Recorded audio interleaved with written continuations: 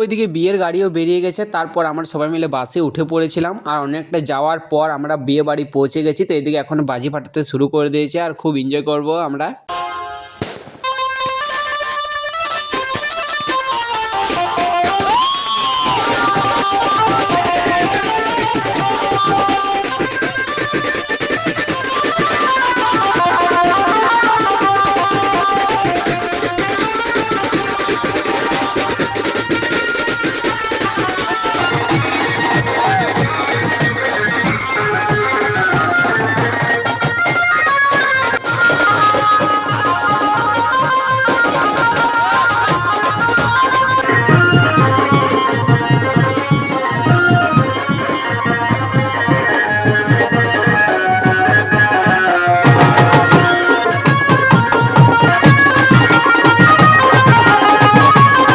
তো এইদিকে এখন দাদাকে ছামড়া তলায় দাঁড়িয়ে রেখেছে ঢাকা দিয়ে। তো অনেক নিয়ম আছে, তোমাদের সঙ্গে দেখা হবে নেক্সট ভিডিও। চলো বাই।